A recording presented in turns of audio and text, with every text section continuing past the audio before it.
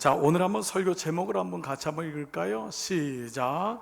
천국과 좋은 진주를 구하는 장사 비유. 아멘. 자, 오늘은 지난 주일에 감추인 보화 비유에 이어서요, 쌍둥이 비유라고 하는 오늘 좋은 진주를 구하는 장사라고 하는 비유. 천국은 마치 좋은 진주를 구하는 장사와 같다라는 말씀입니다. 왜 이 말씀이 쌍둥이 비유이냐면요, 맨 마지막에 자기 소유를 다 팔아 그 보화, 숨겨진 보화를 사고 값진 진주를 샀다라고 하는 말씀이 일맥상통하기 때문입니다. 여러분, 지난주에 말씀을 나눈 거 기억하시죠? 우리 감추어진 보화는 어느 날 그 밭에서 일을 하다가 우연치 않게 그 보화가 발견된 것이죠. 그러나 우리가 돌아보니까 그 역시 하나님의 은혜였습니다. 하나님의 섭리였어요. 당연한 것 하나 없고 그냥 된 것이 없구나라는 것을 알았죠. 자, 그러면 오늘 말씀은 뭐냐 하면은 이제는 좋은 진주를 찾아서 구하는 장사와도 같다라고 하는 말씀은 바로 좀 더 적극적으로 구도자적인 마음, 그래서 이것을 가리켜서 seekers, 구도자라고 하는 말을 여기서 쓰는 거죠. 그러니까 우연히 예배 왔다 은혜 받는 것이 아니라 예배를 사모하는 것입니다. 나 은혜를 받기를 원해.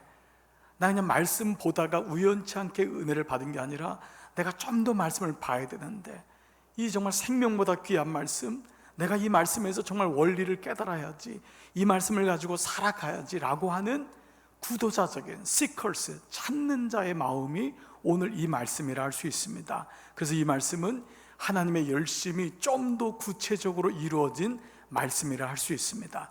자, 이런 가운데요, 오늘 이 비유도 아마도 유대인들이나 제자들은, 바리새인들은 예수님이 이 말씀을 금방 알아차렸을 것입니다.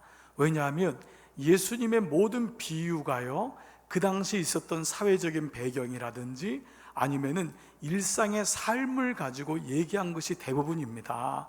그렇기 때문에 오늘 말씀에도 그 당시에 이미 좋은 진주, 진주는 다이아나 금이나 은보다도 훨씬 더 가치가 있는 것이었거든요. 그래서 좋은 진주를 찾아다니는 대상들, 무역하는 대상들, 그런 장사하는 분이 있었음을 알고 있었던 것입니다. 금방 이해를 했을 거예요. 그리고 그 진주를 구하는 중에 지극히 극히 값진 진주 하나를 발견했을 때 그 사람들은 자기가 그동안 모아두었던 모든 것을 팔아서 그 진주 하나를 샀을 거다라는 것도 이해가 됐을 것입니다. 아마 생각했겠죠. 야, 대박 났겠다. 그 사람들 완전 떼부자가 됐겠구나. 그래, 우리도 이렇게 뭔가를 찾아야 되지 라고 하는 식으로 이해했을 것입니다. 자, 만약에 말씀이 만약 이와 같다면, 여기서 끝난다면 이 말씀은 그야말로 교훈의 말씀이죠. 그런데 창세기 13장에 씨 뿌리는 비유부터 예수님이 계속 말씀하시는 게 뭐냐면, 이 비유를 알지 못하면 다른 비유도 알 수가 없고, 비유가 아니면은 내가 얘기하지 않겠고, 심지어는 창세로부터 감추인 것들을 드러내게 하신다라고 하는 것은 단지 이것을 교훈적으로, 이것은 나도 열심히 찾는, 열심히 살아가는 인생이 돼야 되겠지라는 것으로 보는 것은 너무도 값싼 적용이 될 수 있다는 것입니다. 우리가 지난 7, 8주 전부터 계속해서 비유 말씀을 보면서 묵상하는 게 뭐죠? 이 비유의 주체가 누구냐? 구속사적인 비유를 끊임없이 우리가 집중하고 있는 이유는 그 말씀의 틀을 가지고 봐야지만이 비로소 예수님이 누구신지를 명확히 알게 됩니다.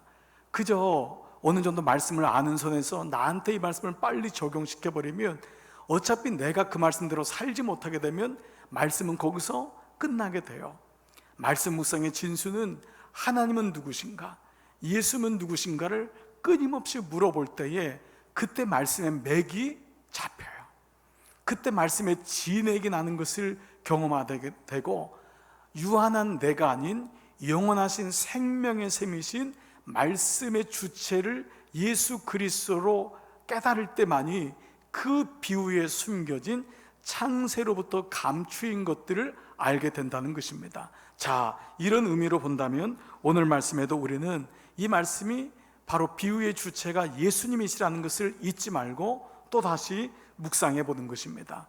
자, 그렇다면 오늘 이 숨겨진 보화와 같이 감추어진 아무리 진주가 귀하다 하더라도 자기의 소유를 다 팔아서, 이 소유는 히브리어로 뭐라 그랬죠? 세굴라라 했습니다. 이 소유는 그저 내가 있는 돈, 부동산, 동산, 남은 재산 정도가 아니라 이것은 자기 자신과 동격으로 여기는 것, 자기 자신이라고 했습니다. 그래서 여러분이 아무리 여러분의 자식을 사랑해도 여러분 자신을 드릴 수 있는 사람은 아무도 없어요. 그래서 이 말씀은 구속사적으로 자기의 것을 다 들여서 자기를 팔아서 이 밭을 사고 이 진주를 살 수 있는 분은 예수님밖에 없음을 우리는 이 말씀을 통해 다시 명확하게 알게 되는 것입니다. 그렇습니다. 그래서 우리는 이 비유의 주어가 예수님이구나, 우리가 이 비유가 조금은 익숙하지 않은 분이 있을 거예요. 그동안 비유를 일반적인 교훈으로 많이 들으셨고, 또 이 비유에 대한 구속사적인 말씀을 알지 못하면은 좀 비유가 낯설게 되고 또 어렵게 느껴지는 분이 있을 것입니다. 그러나 제가 감사한 것은 지금 많은 교우들이 이 말씀을 추적하고 이 말씀의 원리들을 깨달아가면서 묵상의 틀을 만들어가는 교우들이 있다는 것이 얼마나 감사한지 모르겠어요. 그래서 오늘도 그 마음을 가지고 바로 좋은 진주를 구하는 그 시커스, 영원한 구도자는 나이기 전에 예수 그리스도이심을 전제로 하여 그 말씀 속에서 한번 오늘 말씀을 풀어 가보도록 하겠습니다. 구원의 열심을 이루시는 그 예수님 말입니다. 자, 그런데 우리는 모든 말씀 가운데요, 그분이 예수님이라는 것을 알 수 있는 말씀의 힌트가 있는데요, 오늘 말씀을 가만히 보시면은 어떻게 시작하죠? 천국은 마치 좋은 진주를 구하는 장사와 같다라고 했는데, 여기 바로 좋은 진주의 좋은이라고 하는 단어입니다. 여러분 성경에다가 좋은이라고 하는 단어를 동그라미를 쳐보세요. 자, 좋은이라는 말은 보통 good, 좋은, nice 뭐 이런 말로 쓰잖아요. 그 헬라어로도 칼로스라는 말도 쓰는데 그 말도 굿이라는 단어예요. 좋은, 품질이 좋은. 그런데 히브리 성경의 이 단어를 히브리 성경의 많은 좋은이라는 단어 중에 뭐를 썼냐면 토부라는 단어를 썼어요. 그래서 동그라미 쳐보시고 그 옆에다가 토부. 자, 토부란 말은 행복이란 말, 복이란 말인데 우리 교우들은 이 말이 어색하지 않을 거예요. 이미 창세기 말씀을 나눌 때에 몇 번 여러분 드린 적이 있는데요, 창세기 1장은 모든 구원 사역의 시작이잖아요. 창조잖아요.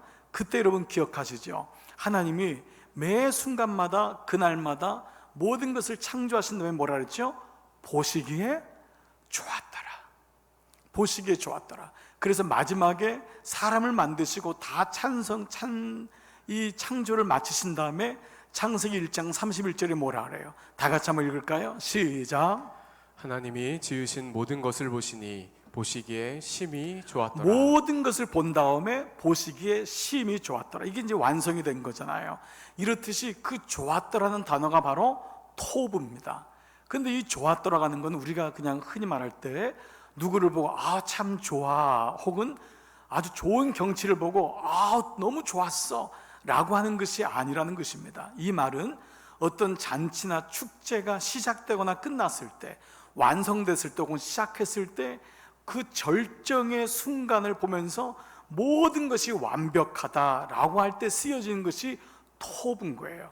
즉 감정 상태의 의미가 아니라 모든 것의 시작, 모든 것의 완료를 얘기하는 구속과 연결된 것이 바로 토부라는 것입니다. 즉 토부는 구원을 위한 창조의 역사가 이루어진 창세기 1장에서 의도적으로 모세 오경에 모세가 쓴 단어가 토부라는 거예요. 그저 세상이 창조된 것으로 끝나는 것이 아니라 창조가 있으면 마지막 심판이 있잖아요. 그 가운데 하나님의 구원의 역사가 이루는 처음을 얘기할 때 좋았다, 이 말은 구원의 시작이 되었다 라고 하는 것을 가리킬 때 바로 토부, 복되다 이 말을 쓴 거죠. 그러면 이 토부가 신약에서 쓰여진 곳이 있습니다. 여러분들이 잘 아는 마태복음 5장에 바로 뭐죠? 산상수훈, 천국 대헌장이라고 하는 산상수훈에 팔복이 있죠. 팔복은 8가지 복이죠. 마음이 심령이 가난한 자는 복이 있나니 천국이 저희 것이며, 마음이 청결한 자는 복이 있나니 저희가 하나님을 볼 것이요, 마음이 온유한 자는 복이 있나니 저희가 땅을 기업으로 받을 것이요, 마음이 궁휼한 자는 복이 있나니 저희가 궁휼히 여김을 받을 것이니라. 이러한 8가지의 말씀에 중심되는 게 뭐죠? 어떻게 한 자는 복이 있나니. 그 복이란 말이 바로 토브입니다. 자, 그런데 이 토브란 말을요, 그래서 영어로 번역할 때 해피라는 말로 번역하지 않고 bless라는 말로 번역했습니다. 우리가 요즘 이 bless란 말은 우리나라에서도 이제는 그냥 일반적인 명사가 돼버렸어요. 드라마 이름도 blessing, 그래서 뭐 플로어랜드 blessing이란 말, God bless you, I bless you. 그래서 우리 부모님들이 아이들에게도 너 알지, 내가 너 blessing 해, 이런 말 많이 쓰지요. 자, 이렇듯이 이 bless란 말을 많이 쓰는데, 이 복이란 단어가 bless에서 왔다는 것을 영어권에 있는 사람은 이 말의 원어가 어디에서 온 거를 알아요. 근데 일반적으로 세상 사람들도 그렇고 우리들도 잘 이 말씀을 모르고 쓸 때가 있는데, bless란 말은요, bleed라고 하는 피 흘리다라고 하는 말에서 나온 원어예요. 그러니까 bless의 어원이 뭐냐면 bleed, 피 흘리다는 말입니다. 이 말은 무슨 말이죠? God bless you, 하나님 너를 축복해.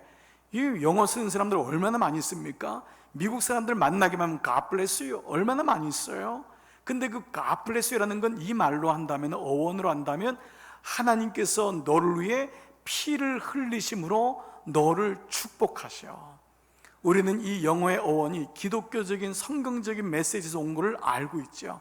즉 복이라고 하는 의미, bless라고 하는 의미는 그저 세상에서 좋은 집이 있어서 복받았고, 자녀가 잘 돼서 복받았고, 건강해서 복받은 것이 아니라 하나님께서 그 구원의 역사를 우리에게 복을 주시기 위하여 그 아들 예수 그리스도를 피를 흘리심으로, 그의 피값을 통하여 우리를 자녀 삼아 주시고 우리로 하여금 하나님과 동행하게 하는 것이 복이다.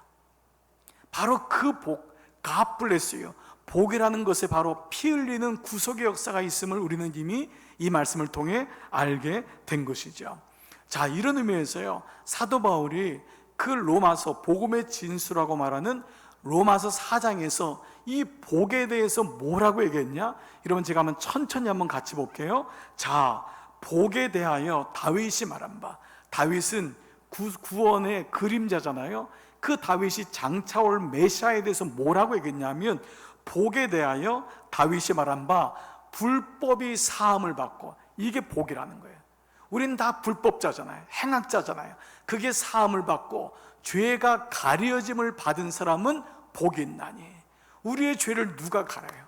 우리의 죄를 예수 그리스도의 십자가로 그 죄가 가려진 자는 복이 있고, 주께서 그 죄를 인정하지 아니하실 사람, 지금 뭐지요? 주께서 그 죄를 묻지 아니하고 의롭다 하는 사람은 복이 있도다 함과 같으니라. 이 말씀을 사도 바울이 구약의 그 다윗의 고백을 로마서 복음의 진수에서 꺼내 쓴 거예요. 그러면서 그 4장의 마지막 절에서 뭐라고 했냐면, 예수는, 4장 마지막 절 뭐라고 나와 있어요? 예수는 우리가 범죄한 것 때문에 내줌이 되고, 예수님은 우리의 범죄 때문에 십자가에 못 박혀 그가 어린 양 피 흘림이 되고, 또한 우리를 의롭다 하시기 위하여 그가 다시 살아나셨다 라는 말씀, 부활하신 것을 말씀하고 있는 것입니다. 자, 여러분, 무슨 의미죠? 좋은 진주라는 것은 하나님의 구원의 성취를 이루고자 하는 아버지 예수 그리스도의 마음이 있음을 보게 됩니다. 영원한 시커스, 구도자는 내가 아니라 예수 그리스도인 것입니다.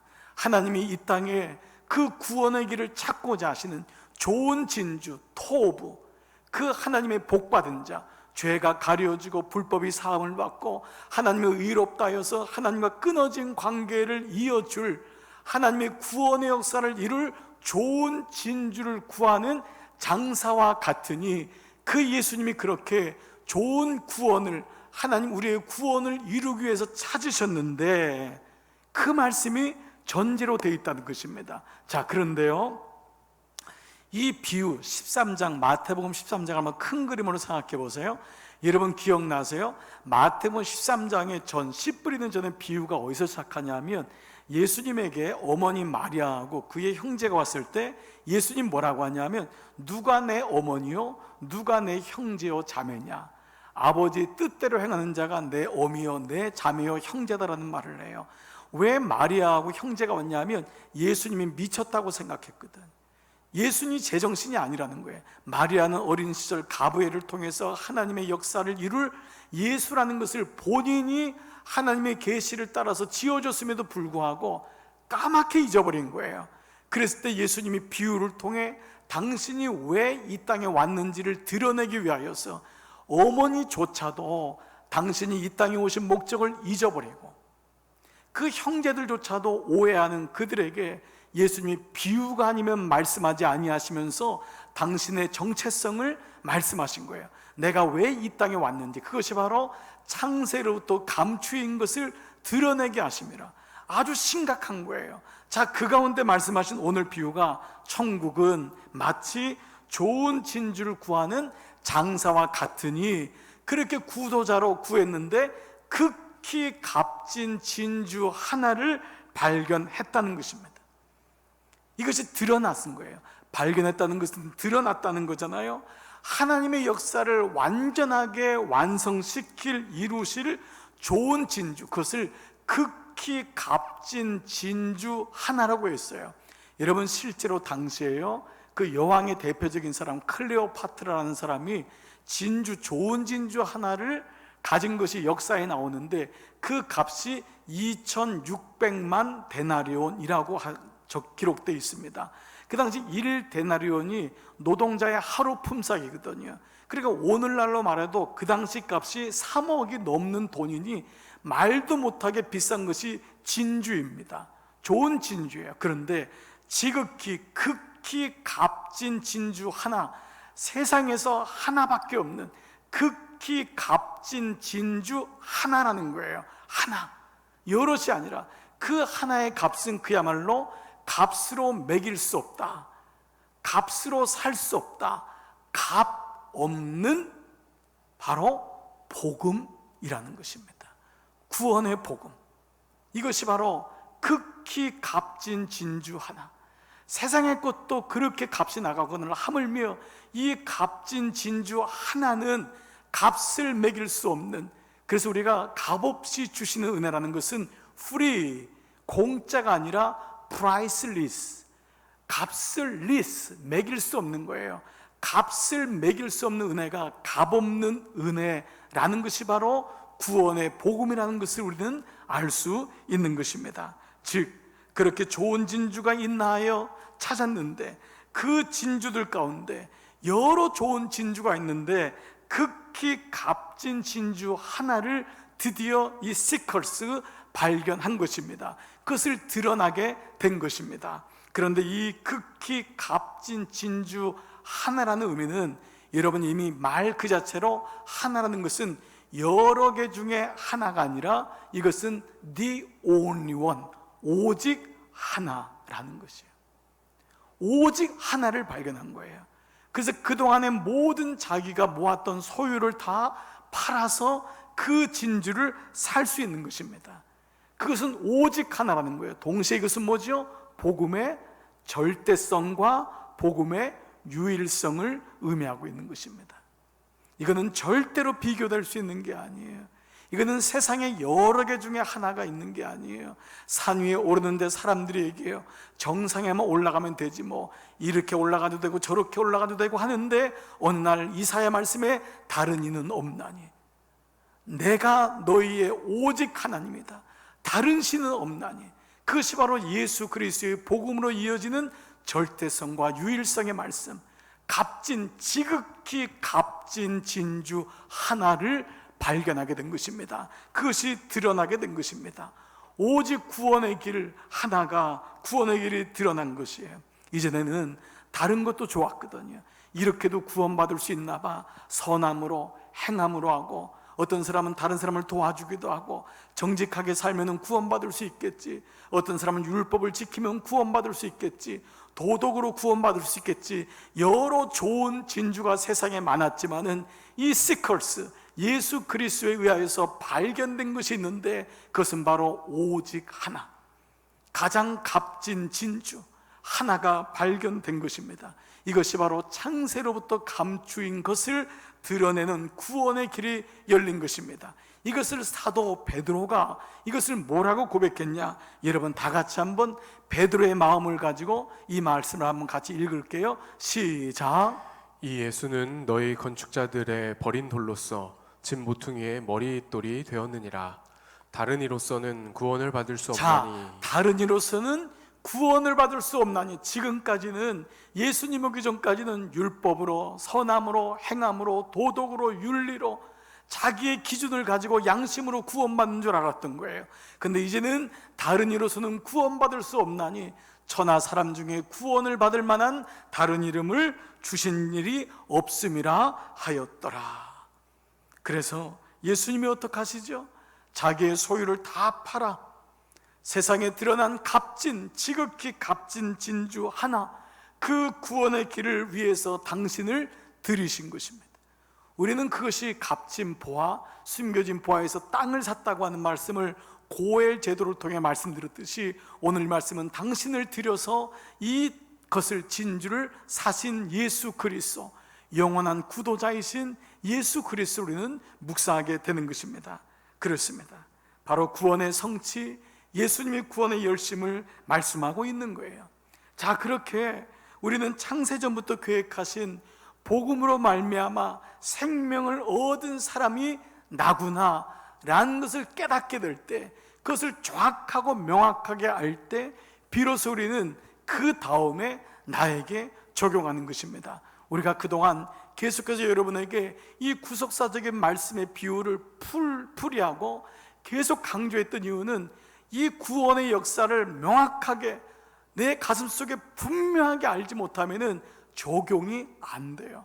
되는 것 같지만 금방은 받아들이지만 길가에요. 새들이 와서 쪼아먹어요. 뿌리를 내리지 못하는 것입니다. 제가 우리 청년들이 어느 직장을 옮기거나 어느 대학을 가게 되거나 목사님 이거 하기로 결심했어요 라고 얘기할 때마다 제가 꼭 물어보는 게 있습니다. 너가 그렇게 하게 된 동기가 뭔지 나를 설득해봐라. 왜 그 직장을 가야 되는지, 심지어는 왜 너가 다이어트를 하는지, 왜 너가 그 사람하고 만나기로 다시 마음을 먹었는지 나한테 얘기해봐라. 그 이론이, 그 분명한 명확한 것이 없으면 대부분 그 다음에는 후지부지 됩니다. 왜 그렇습니까? 이 말씀에 대해서 정확하게 알지 못하면 흔들릴 수밖에 없는 것입니다. 구원의 역사를 명확하게 내 심령 속에 분명히 새기지 않으면 구원의 감격이 없는데 어떻게 그걸 가지고 나가서 이 세상에서 살아갈 수가 있겠어요? 많은 그리스도인들이 목사님 나 세상에 나면 늘 쓰러져요. 그 이해는 돼요. 그러나 왜 쓰러지냐 하면 먼저는 그 사람의 의지가 약하고 환경이 어려운 것도 있겠지만은 말씀이 명확하게 되지 않기 때문에, 말씀으로 마음 먹고 말씀으로 생각하고 말씀으로 살아가는 말씀이 기준이 되지 않으면은 결코 행함은 없기 때문에 우리는 비로소 나에게 적용해 보는 거예요. 자, 오늘 말씀을 다시 한번 보겠습니다. 진주를 구하는 장사, 이 사람은 그야말로 전문적인 안목을 가지고 전 세계를 찾아다니죠. 실제로 당시 진주 장사들은요, 홍해를 건너서 페르시아만까지, 저 밑에 아프리카까지 혹은 인도양까지 가는 것을 마다치 않았다고 합니다. 이 사람들을 가르쳐 뭐라고 하죠? 꾼이라고 합니다. 장사꾼, 꾼이라고 하는 순 한글말은 전미사가 뭐냐 하면 그것에 대해서 전문적으로 아는 사람, 거기에 대해서 모든 것을 투자하는 사람, 이걸 꾼이라고 나오더라고요. 그야말로 프로입니다. 이 사람은 소일거리가 아니에요. 시간이 남으니까 시간 남을 때 그냥 한번 진주나 찾지, 이게 아닙니다. 가족을 뒤로 하고 그 먼 길 자신의 재산을 있는 걸 또 팔아야 될지도 몰라요. 그는 좋은 것들, 먹을 거 있는 거 이런 거 다 뒤로 하고 이 좋은 진주를 찾아 다니는 거예요. 그만큼 당시의 진주의 가치는 절대적이었다고 합니다. 여러분이 아시는 대로 다이아몬드나 금이나 은은 산에서 캐서 가공을 해야 됩니다. 인간의 손으로 만들어야 돼요. 그런데 이 진주는 그 자체가 완성품입니다. 복음에는 가미된 것이 없어요. 왜 복음을 진주라고 하느냐? 그 복음은 그 자체예요. 사람의 손이 가는 게 아니에요. 완벽한 그 자체가 좋은 진주예요. 그리고 이 진주는 어떤 산이나 나무에서 이런 데서 온 흙에서 온 것이 아니라 생명체, 살아있는 곳에서 오는 게 진주예요. 그래서 구약에도 하나님 말씀이나 그리스도인의 삶을 가장 값진 것을 진주라는 것은 바로 진주가 생명으로부터 왔기 때문에, 살아계신 하나님으로부터 온 것이기 때문에 우리는 이 진주가 바로 복음이라는 것을 알 수 있죠. 그러므로 이 사람은 이 좋은 진주를 찾기 위해서 얼마나 열정을 들이고 목마름을 가지고 끈질기게 쉬지 않고 이렇게 간절함으로 찾았는지 우리는 알게 됩니다. 얼마나 여기서 투자했을까요? 저는 목회하면서 이런 진주와 같은 보물을 만난 분, 찾았다고 하는 분들을 여러 만났습니다. 그분이 저에게, 목사님, 저희 집에 오면 깜짝 놀라실 것입니다. 그래서 정말 집에 신방 갔더니요, 어떤 집은요, 엄청난 수석을 평생을 모으셨어요. 그분 반백년을 수석을 모아가지고요, 거기다 못하니까 땅 비닐하우스를 만들어가지고 수석을 냈는데, 꼭 하시는 말씀이 뭐예요? 목사님, 이거 팔면은 엄청납니다. 어떤 분은 우표를 다 모은 거예요. 그 희귀한 우표. 옛날에는 어릴 때 우표를 모았던 적이 있잖아요. 전 세계 돌아다니면서 줄을 서가지고 우표를, 그 값진 거를 산 거예요. 그러면서 하는 말이 뭐라 그래요? 목사님, 이 책 한 권이 몇 억입니다. 여기 들어있는 우표가 그렇게 귀하다는 거예요. 어떤 사람은 와인을 모으신 분이 있어요. 그래서 이 와인을 벽에다 쫙 걸어놓고, 그러면서 꼭 하는 말은, 목사님, 제가 먹진 않습니다. 그러면서 이 와인, 목사가 신방 갔는데 그게 얼마나 민망하겠어요. 그런데 보니까 몇백 년 숙성된 와인, 위스키, 어디서 보지도 못한 거예요. 그분에게 그게 보물인 거예요. 세계 여행할 때마다 와인을 사가지고 온 거예요. 가치로만 해도 몇천 몇억이 되는 와인들이 있습니다. 어느 분은 조금은 좀 도에 지나치겠지만 명품들을 쫙 준비해가지고, 그게 그분에게는 보물인 거예요. 또 그렇게 보여지는 보물만입니까? 어떤 분은 지식적으로 보물을 가지신 분이 있어요. 얼마나 책을 많이 읽었겠어요? 얼마나 거기에 투자를 했겠어요? 그래서 거기에 대한 얘기만 하면 밤이 지새도록 얘기합니다. 요즘에서는 어떤 분은요, 비트코인 때문에 대박을 치고, 집을 잘 팔아가지고 대박을 치고, 모든 사람들이 나름대로 자기의 보물이 있다는 거예요. 정말 그래요. 저는 그런 사람들의 얘기를 들으면 정말 고마워요. 마치 제가 산 것 같이, 제가 가지고 있는 것처럼 인정하게 돼요. 아우, 집사님, 권사님, 이거 모으느라고 정말 고생했겠어요. 그러면 그것을 모았던 과정을 침이 마르게 얘기합니다. 그런데 그렇게 마친 다음에 돌아올 때 제 마음 한 곳에서 정말 아비의 마음으로 드는 마음이 하나 있어요.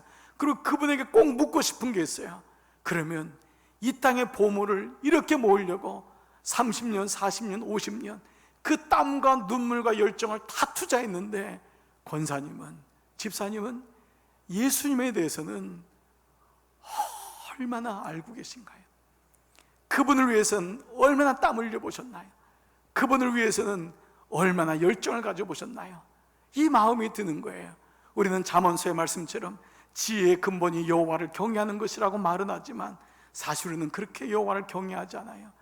여호와를 존중하지 않아요. 우리는 하나님이 생명이라고 말을 하고 주님이 모든 분이십니다 말은 하지만은, 우리는 주님을 때로는요, 경홀히 여길 때도 너무 많이 있어요. 그냥 한번 예배 빠지지 꼭 그렇게 꼭 예배를 섬겨야 돼, 꼭 그렇게 말씀을 알아야 돼, 바쁜데. 우리가 좋아하는 것에는, 이 땅에 대해서는 그렇게 투자하고 그렇게 열심히 하지만, 진짜 생명의 근원 되신 예수님, 복의 근원 되신 예수님, 지혜의 근원 되신 그 예수님에 대해서는 얼마나 만으로 여기는가. 정말 나는 보물 되신 예수님을 향한 어떤 마음이 있는지를 보게 돼요.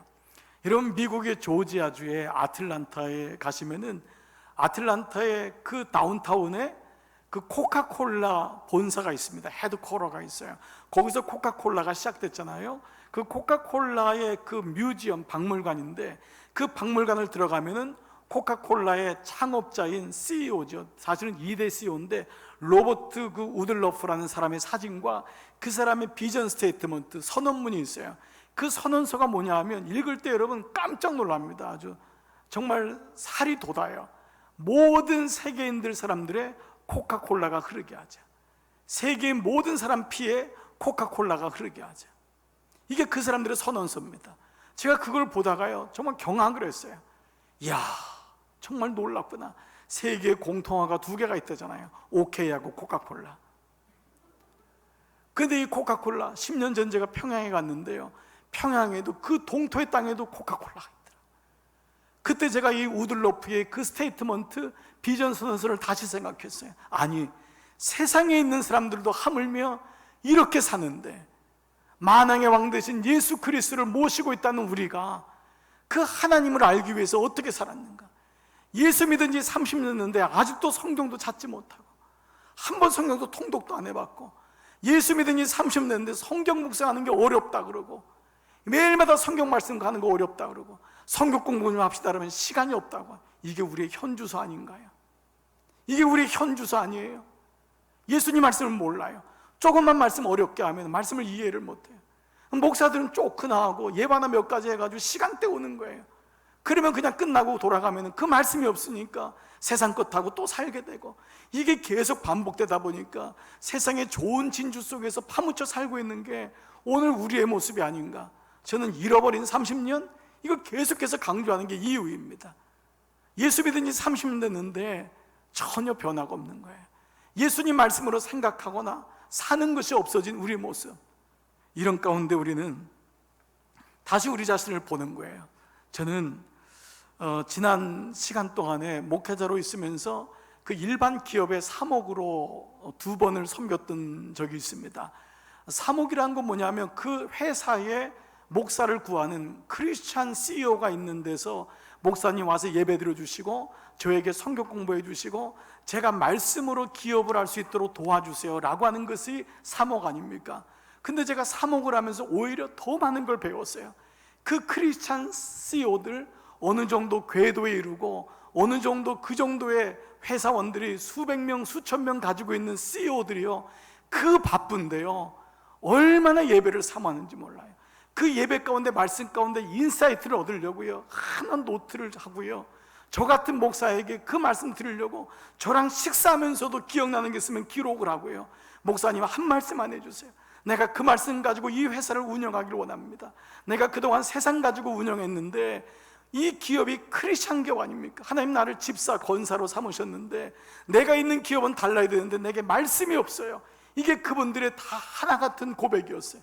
그 배고픔 속에서 얼마나 말씀을 보고, 그 바쁜데 그 새벽 기도라고 직원들 CEO들하고 모여서 우리 직원을, 이 회사를 어떻게 하나님 말씀으로 운영할까 고민하고요, 어느 날은 직원들하고 다 와가지고 새벽 기도를 드리고요. 여러분, 이러한 모습들이 뭐죠? 하나님 말씀을 향한 구도자의 마음을 갖는 거예요.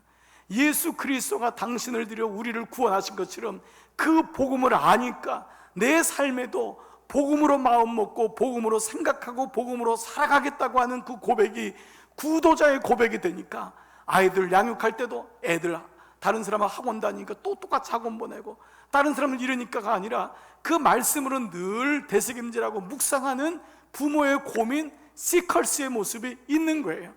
그 모습이 완성되지 않더라도 그런 고민을 가지고 있는 구도자, 여러분, 이것이 진정한 우리를 향한 마음 아닙니까? 그분들을 보면서 오히려 제가 더 많이 겸손해지고 더 많이 배우고, 그 설교를 몇 번이나 들으면서 그 다음날 하는 말이 이제야 제 것이 되었습니다. 이제 내가 그 말씀이 무슨 말씀인지 알았습니다. 우리가 오늘 세상이 힘들다고 하지만 세상이 힘든 게 아니라 문제는 내가 그 말씀을 소유하지 못했기 때문이에요. 내가 그 말씀을 발견하지 못했기 때문이에요. 예수 믿는 게 어려운 것이 아니라 내가 그 예수를 정확히 몰라요. 말씀을 모르니까 예수님을 알 수가 없는 것입니다. 사랑하는 여러분, 오늘 이 말씀 속에서 우리 자신을 한번 돌아보자고요. 좋은 진주를 구하는 장사꾼의 비유는 우리에게 질문하고 있는 거예요. 당신이 믿는 예수는 당신에게 누구인가? 당신이 믿는 예수는 당신에게 누구인가? 여러분에게 예수님은 어떤 분이에요? 여러분의 예수님이 종교입니까? 종교는요, 반지 하나 더 끼는 거예요. 그야말로 진주 여러 개 중에 하나예요. 오늘은 이 진주, 오늘은 이 진주, 오늘은 흑색깔 나는 진주, 오늘은 백색깔 나는 진주, 오늘은 은빛 나는 진주, 하나씩 끼우는 게 종교입니다. 종교란이 있죠. 아이들 학적 기록부에 그 종교란은요, 불교라면 불교, 천주교, 기독교 얼마든지 지우고 쓸 수 있는 거예요. 그게 종교란이에요. 그러나 예수 그리스도가 종교가 아닌 생명으로 오는 사람은 다른 거예요. 내게 복음이 종교냐? 교훈이냐 아니면 생명이냐는 달라요. 생명이라고 하는 사람은요, 그 말씀을 그렇게 경홀히 들을 수가 없어요. 생명이라고 여기는 교회는 그렇게 설교할 수가 없어요. 생명이라고 여기는 장로님, 권사님들은 그 말씀을 가지고 그냥 한 번 잊어버리고 지나갈 수가 없어요. 이것이 교회 안에, 크리스찬 안에 쌓일 때, 그때 비로소 교회는 능력이 있는 거예요. 몇 주 동안 대면 예배 못 드리기 때문에 교회가 무너지는 게 아니에요. 말씀이 없기 때문에 무너지는 거예요. 이것 때문에 뭐 정부가 뭐 어떻게 되고 이런 차원이 아니에요. 말씀이 없는 것에 대해서 한탄을 하고 그 말씀이 없는 우리를 보는 시간이 이 시간이 되어야 되지, 모이고 모이지 못하고 이런 차원의 것으로 우리는 지금까지 받아들여 왔던 거예요. 마태복음 19장에 보니까요, 한 부자 청년이 예수님께 구원의 길, 영생의 길을 묻습니다. 예수님이 너무 기특한 거예요. 이 젊은 아이가 이런 마음을 가져. 그래서 뭐라고 반응해 주시냐면, 내가 온전하고자 할진대 가서 내 소유를 팔아 가난한 자들을 주라. 예수님은 이 자가 약함이 무엇인지를 알았죠. 그러자 그 다음 말씀이 뭐라고 나와요? 그 청년이 재물이 많음으로 이 말씀을 듣고 근심하며 가니라. 여러분, 오늘 이 말씀이 너무 비교되잖아요. 이 장사꾼은 자기의 소유를 다 팔아 그 복음을 사는 사람이 있는가 하면, 그까짓 거 가진 게 얼마라고, 그거 가지고 손에 붙잡고 재물이 많으면 얼마나 많다고 그거를 가지고 근심하며 돌아가니라. 늘 저울질하고 늘 계산하고 늘 보채미심하고 늘 비교당하고 자기 안에 갇혀있는 것으로 인하여 그 마음으로는 천국을 살 수도 볼 수도 없는 것입니다. 이런 의미에서요, 저는요, 선택은 포기이다 라는 말씀을 꼭 드리고 싶어요. 선택은 뭘까요? 내가 가지고 있는 것을 내려놓을 줄 알 때 그게 선택이 되는 거예요. 선택은 좋은 것을 구별할 줄 아는 게 선택이잖아요. 안목이 있다는 거잖아요. 그 말은 지금 있는 것을 내려놓아야지만 좋은 것을 선택하는데, 이것은 극히 값진 진주 하나란 말이에요. 그 하나밖에 없는데 이것 여러 개 중에 하나를 붙들고 있는 것을 어리석다고 얘기하는 것입니다. 성령의 능력은 뭐지요? 부단히 말씀드렸죠.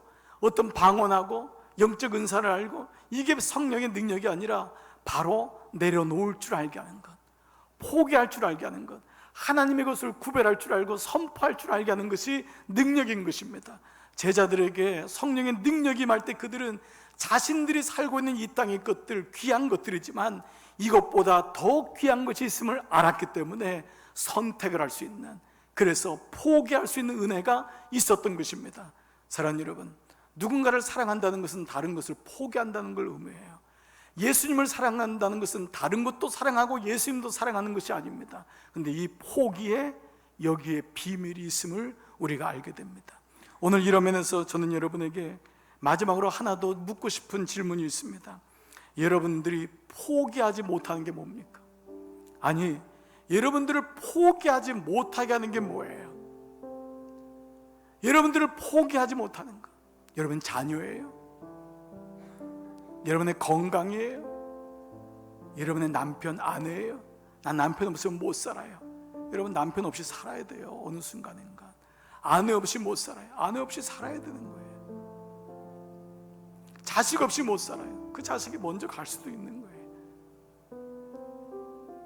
여러분을 포기하지 못하는 게 뭐예요? 돈이에요. 여러분 얼마나 애쓰셨어요. 정말 성실하게 저축하시고 여기까지 왔잖아요. 그러나 그 돈도 어느 날은 쓰는 사람이 돈의 임재라고, 여러분 그 돈도 거기까지인 거예요. 명예인 거예요. 여러분 명예예요? 권력이에요? 여러분은 뭐에 가장 흔들리세요? 다른 말로 하면 돈이에요. 남자분들, 여러분의 명예예요? 이름이에요? 명예 때문에 교회를 떠난 사람이 얼마나 많아요. 나를 몰라준다고. 권세입니까? 섹스입니까? 그냥 처음부터 마지막까지 다 성의 문제 아니에요. 이 땅에는 건강의 문제인 거예요. 건강 때문에 지금 바들바들 떨고 계세요. 아니면 관계 때문에 제일 힘드세요. 너무 관계가 어려웠어요. 아니면은 여러분 지금 거울에 비춰진 여러분의 모습 때문에 너무 낙심되고 힘드신가요? 마귀는요, 우리의 약한 것을 너무 잘 알기 때문에 그거를 놓지 못하게 해요. 예수님이 귀한 줄 알지만 끝까지 붙들게 해요. 결국 보면은요, 내가 기쁨으로 포기하든지 아니면 마지막에 바닥을 치면서 포기하든지 둘 중 하나더라고요. 예수님 때문에 능동적으로 내가 포기하든지 아니면 죽을 때가 돼서 포기하든지 할 수 없어 포기하든지, 사실 둘 중에 하나예요. 근데 하나님은 우리에게 여러 삶의 경험들을 통해서, 특별히 그리스도인들에겐 고난과 생각하지 못한 문제를 통해서 내려놓게 하고 포기하게 하는 훈련을 하셔요. 이게 하나님의 은혜인 거예요. 세상 사람들이 모르는 비밀이 여기 있는 거죠. 저는 오늘 말씀을 묵상하다가요, 제가 신학교를 처음 등교한 입학예배가 생각이 났어요. 그날의 사건은 이제 평생, 지금도 여러분에게 말씀드리니 얼마나 기억이 오랫동안 있겠어요. 저희 집은 우상을 섬겼고 사찰까지 지었던 집안이에요. 그런 집에서 복음이 발견되고, 그런 집에서 그야말로 정말 모든 것을 다 팔아 예수님을 샀어요. 그리고 그런 집에서 목사가 되겠다고 선지동산에 간 첫날, 제가 그 장본인 아니에요. 그래서 선지동산에 간 그 첫날 서울역에 내려서 이제 글로 가는 버스 127번인가 그랬는데, 그 버스를 기다리느라고 그 정류장에 기다리는데요, 어른들 몇 명이 모여가지고 뭐 있는 거예요. 뭐 얘기도 하고 하는데, 가만 보니까 그때 이제 지나서 왔지만 야바이 분들이에요. 그 어른들이 몹쓸 찌라는 거예요. 그 멀쩡하신 양복 입은 들인데, 그 서울역에서 올라온 사람, 저같이 어리숙한 사람, 어린애들 데리고 그 돈을 뺏는 건데, 그 여러분 컵 3개를 가지고요, 그 안에다 콩 하나를 집어넣고 돌려가지고 알아맞히면 3배를 준다는 거예요. 제가 옆에서 이렇게 가만 보니까요, 저는 다 맞추겠어요. 그 속으로 이렇게 보니까 다 맞췄어요. 근데 옆에 있는 아저씨가요, 그 사람들이 한 패였어요. 저한테 총각, 돈 있으면 걸어. 3배야 3배. 횡재야 횡재. 아니 그 말이 드니까요, 제게 그때는 가장 약함이 가난이었거든요. 그때 제 돈이 있었어요. 큰 돈이 있었어요. 그 당시 10만 원 육성회비 내고요, 책값, 등교하는 첫날 아니에요.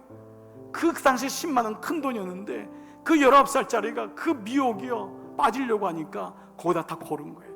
근데 웬걸이요, 뚜껑을 열었는데 지금까지 10번은 맞았는데 이게 아닌 거예요. 딴 데가 있는 거예요. 제가 너무 소리를 지른 거예요. 이럴 수가 있냐, 아저씨들 왜 그러냐 그랬더니 갑자기 저를 뒷골문으로 끌고 가더니 배를 탁 때리면서 죽고 싶냐고, 그러면서 빨리 꺼지라고. 그리고 입학예배 드린 거예요. 입학예배 때 얼마나 울었는지 몰라요. 얼마나 처절하게 울었는지 몰라요. 이게 내 모습이구나. 값진 진주 하나를 찾았다고 하지만 이게 내 모습이구나. 너무너무 하나님께 죄송한 거예요. 세상에 밉기도 하지만 그게 고3을 졸업하고 처음 목도한 세상이었어요. 처음 만난 세상이었어요. 근데 예배 마지막 때쯤 돼 성령께서 제게 말씀하시더라고요. 이거를 봐야지 된다. 이거를 봐야 돼. 이거를 보지 못하면 평생 끌려다닌다. 네가 예수 값진 진주 하나를 발견했는데도 세상은 이와 같단다. 그날 그 시간이 저에게는 절치부심의 시간이 되었어요. 사실 그러나 그것이 영원하겠어요? 개척교회 나가고 30대, 40대, 50대 너무도 그거는 비교될 수 없는 사건들이 많이 일어났어요. 그러나 그때마다 그 신학교 때의 사건이 저에게는 늘 떠오르면서 흔들리고 넘어지고 자빠지고 피가 나고, 그 고통스러워도 값진 진주 하나를 잃지 말아야지, 그 마음이 새겨졌던 것입니다. 사랑하는 여러분, 여러분이 예배를 드린다는 건 뭘 의미하죠? 이 땅에 살지만 세상의 어떤 것보다도 그분이 내게는 가장 값진 진주 하나야 라고 하는 것이 예배자 아닙니까? 많은 사람들이 예배를 드리지만 그저 그냥 예배드리고, 제가 7가지 키를 계속해서 말씀드리는 게 뭡니까? 우리 안에 나도 모르게 하나님을 만으로 여기는 게 너무 많은 거예요.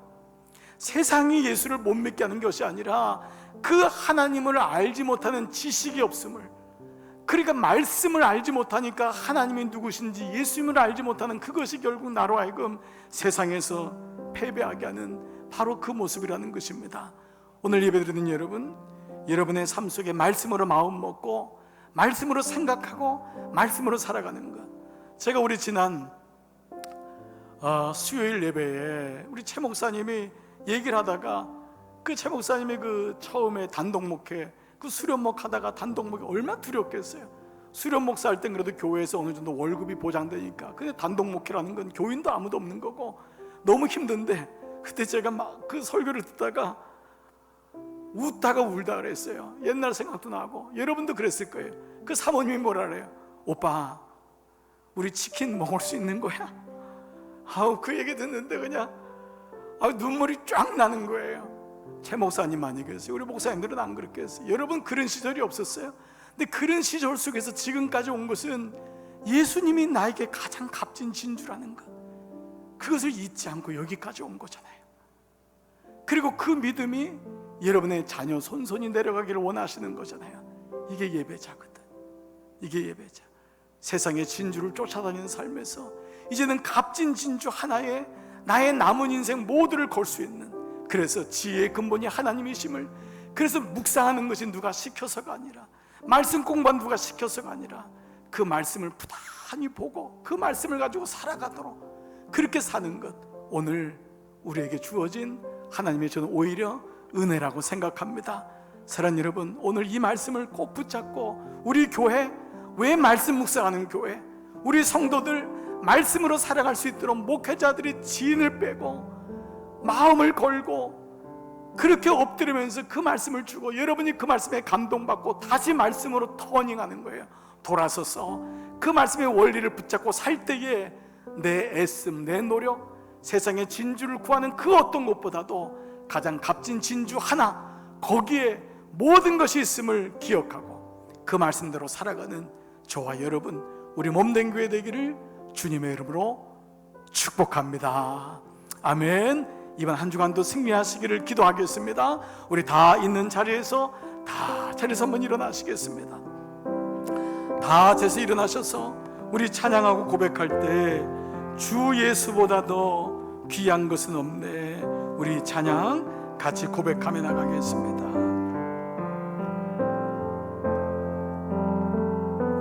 주 예수보다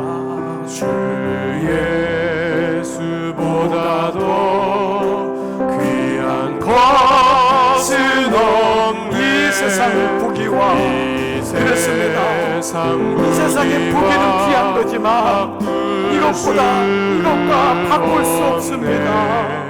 영죽은 내 대신 돌아가신 그 놀라운 사랑 잊지 못해. 세상 즐거움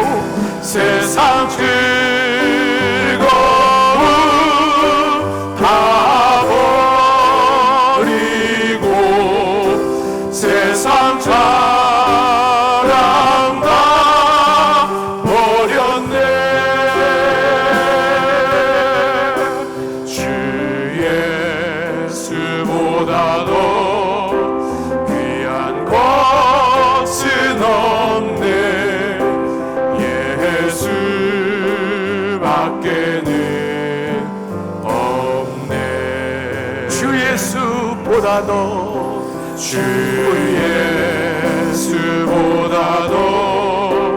귀한 것은 없네. 이 세상 명예와 바꿀 수 없네. 이전에 즐기던 세상 일도 주 사랑하는 마음 뺏지 못해. 세상 즐거움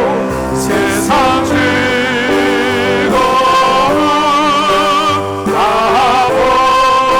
버리고 세상 잘한다. 주님, 내가 포기합니다. 내려놓겠습니다. 이 능력을 주소서. 주 예수보다도 귀한 것은 없네. 예수밖에는 우리 겸손히 있는 곳에서 두 손 들고 한번 고백합니다. 세상 즐거움 다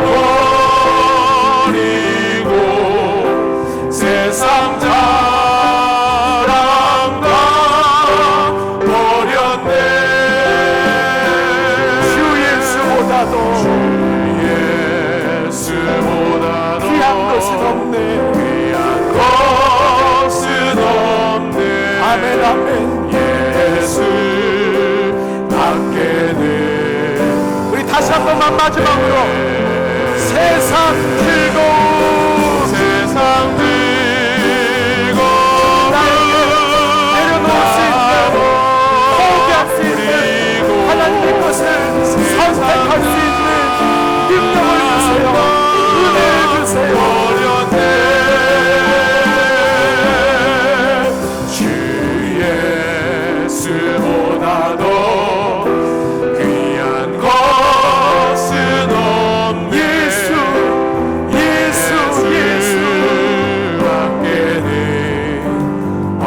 우리 말씀 붙잡고 이 시간 함께 말씀으로 같이 기도하겠습니다. 아버지 감사합니다. 오늘 말씀을 받았습니다. 말씀이 땅에 떨어져 내게 들어오매 내가 지금 어디 있는지, 내가 지금 어느 영역에 있는지를 보게 하십니다.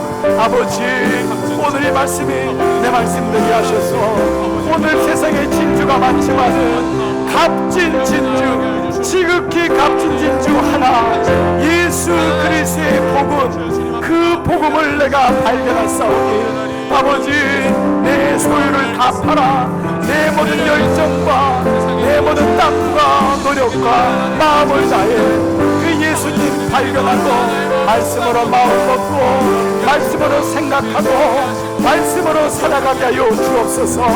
말씀을 모르는데 어찌 지혜가 있고 말씀을 모르는데 어찌 내가 세상을 이길 수 있습니까? 아버지 나에게 구도자의 마음을 주세요. 직장을 다녀도 무슨 일을 하여도 가정을 섬겨도 예수님의 그 마음, 천국을 이루시고자 하는 구원을 성취하시고자 하시는 그 토부 예수님 마음을 가지고 구원을 마침내 사신 예수님처럼 나도 이 땅에 살지만 마음 빼앗기지 말게 하시고, 나를 흔드는 것이 무엇입니까? 나를 포기하지 못하는 것이 무엇입니까? 아버지, 오늘 주님 앞에 나가 주님 앞에 예배합니다. 우리 사랑하는 강남중앙교회 교우들 주님의 손에 올려드립니다. 꼭 붙잡아 주세요. 주의 능력으로 붙잡아 주세요. 흔들리거나 미혹당할 때마다 아버지를 보게 하여 주시옵소서. 아버지, 말씀이 떨어지니 내가 지금 어디에 있는지, 나의 관심과 내 삶의 중심이 무엇인지를 볼 수 있도록 도와주심을 감사합니다. 예배가 아니면 내 모습을 어디서 볼 수 있습니까?